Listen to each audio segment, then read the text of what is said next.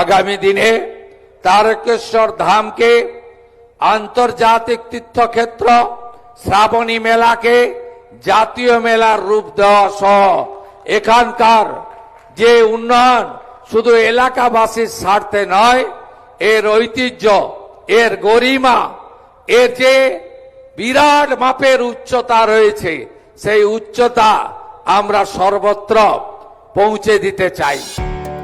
রাজ্যে বিজেপি সরকার প্রতিষ্ঠিত হতেই ঘটেছে হিন্দুত্বের নবজাগরণ। স্বামী বিবেকানন্দের মাটিতে সনাতনীরা গর্ব করে বলছেন, আমি হিন্দু।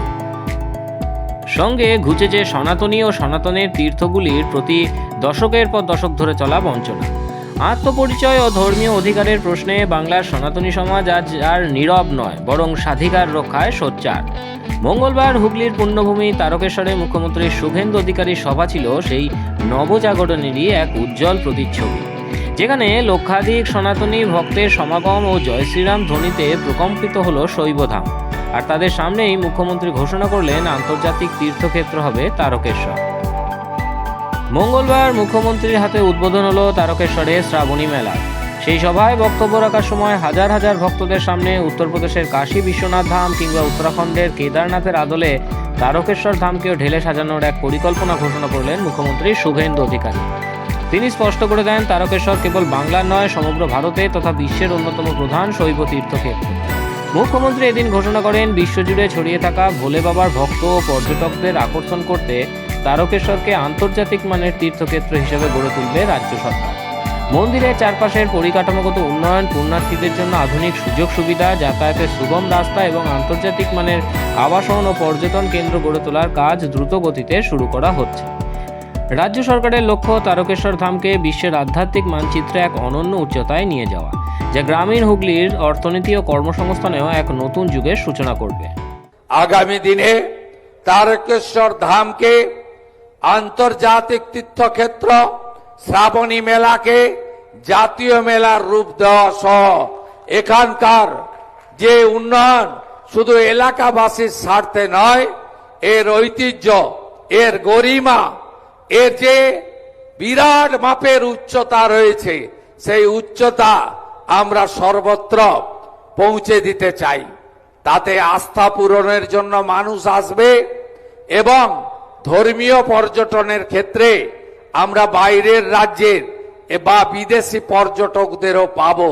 এই আস্থার কেন্দ্র সেজে উঠবে, যেভাবে যশস্বী প্রধানমন্ত্রী নরেন্দ্র মোদীজির হাত ধরে উজ্জয়িনী মহাকাল সেজে উঠেছে, কাশী বিশ্বনাথ ধাম সেজে উঠেছে, অযোধ্যার পবিত্র রাম মন্দির সেজে উঠেছে, চার ধামের এক ধাম কেদার ধাম, বদ্রী ধাম, আদি গুরু শঙ্করাচার্যর সমাধি ক্ষেত্র সেজে উঠেছে।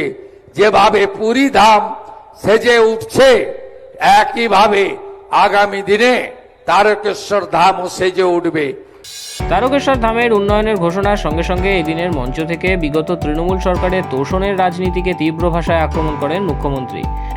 অভিযোগের সুরে তিনি বলেন, বিগত দেড় দশকে ভোটের রাজনীতির স্বার্থে একটি নির্দিষ্ট সংখ্যালঘু সম্প্রদায়ের মন জুগিয়ে চলত রাজ্যের প্রশাসন। ইমাম ভাতা থেকে শুরু করে নির্দিষ্ট ধর্মীয় উৎসবগুলোতে কোটি কোটি টাকা ঢালা হলেও চরম অবহেলার শিকার হতে হয়েছে বাংলার প্রাচীন সনাতনী তীর্থস্থানগুলিকে। তারকেশ্বর, জয়রামবাটি কিংবা কামারপুকুরের মতো পবিত্র ধামগুলির কোনো পরিকাঠামোগত শ্রীবৃদ্ধি তো করা হয়নি, উল্টে সেগুলির উন্নয়ন পর্ষদকে রাজনীতির আখড়ায় পরিণত করা হয়েছিল। তোষণের চরম নিদর্শন হিসেবে তারকেশ্বর মন্দির উন্নয়ন পর্ষদের মাথায় বসানো হয়েছিল এক ভিন্নধর্মী রাজনৈতিক নেতাকে, যা সনাতনী ভাবাবেগে গভীর আঘাত করেছিল। তোষণের এই বিকৃত রাজনীতির কারণে বছরের পর বছর পরিকাঠামোর অভাবে ঢুকেছে তারকেশ্বর ধাম। আমরা দেখেছি বিগত সরকার এক চোখ বন্ধ করে রাখতেন। সরকার বা আজকে রাজা প্রথা, জমিদার প্রথা উঠে গেছে। আজকে লোক ধর্ম পালন করতে হয়।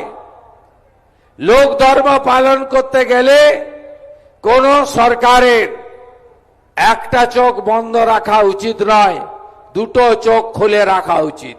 বিগত সরকারের চোখ বন্ধ ছিল, তারা অন্য কাজে ব্যস্ত ছিল, তারা তোষণ ভোট ব্যাংকের রাজনীতিতে ব্যস্ত ছিল। তাই এই পবিত্র জায়গাগুলি যার উচ্চতা পরিমাপ করা যায় না, সেই সমস্ত জায়গাগুলি অবহেলিত ছিল। শুধু তাই নয়, এবার জলযাত্রীদের জন্য শেওড়াফুলি থেকে তারকেশ্বর পর্যন্ত 30 কিলোমিটার পথে স্বাস্থ্য শিবির, পানীয় জল, খাবারের ব্যবস্থা, শৌচাগার সহ বিভিন্ন পরিষেবার ব্যবস্থা করেছে রাজ্য সরকার। এমনকি প্রতি সোমবার হেলিকপ্টার থেকে জলযাত্রীদের মাথায় পুষ্পবৃষ্টি করা হবে বলেও ঘোষণা করেছেন তিনি। আমরা তারকেশ্বর ধাম, পুণ্যধাম, এই শ্রাবণী মেলায় আমরা অনেক উদ্যোগ গ্রহণ করেছি।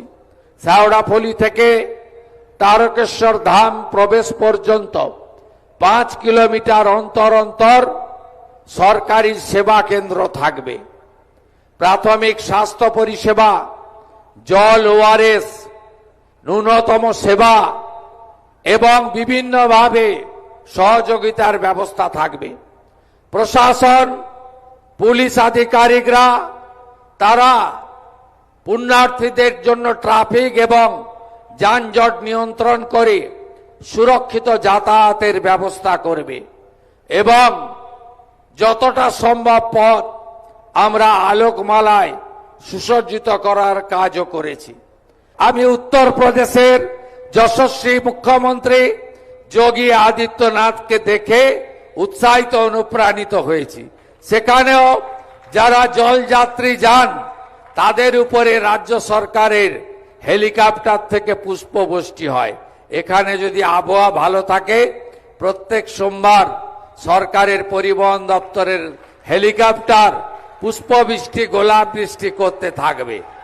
মুখ্যমন্ত্রী শুভেন্দু অধিকারী এদিন সাফ জানিয়ে দিয়েছেন, বাংলায় তোষণ আর বৈষম্যের সেই অন্ধকার অধ্যায় এখন অতীত। নতুন সরকার শুধু প্রতিশ্রুতিতে বিশ্বাসী নয়, কাজে বিশ্বাসী। ডাবল ইঞ্জিন সরকারের এই পরিকল্পনা এবং তারকেশ্বর ধামের এই নতুন রূপরেখা নিয়ে আপনার মতামত কি? কমেন্ট বক্সে আমাদের জানান। আমাদের এই বিশেষ বিশ্লেষণটি ভালো লাগলে লাইক এবং শেয়ার করতে ভুলবেন না। আর বাংলার এইরকম আরও গুরুত্বপূর্ণ খবরের জন্য চ্যানেলটি এখনই সাবস্ক্রাইব করুন। ব্যুরো রিপোর্ট, মাধ্যম।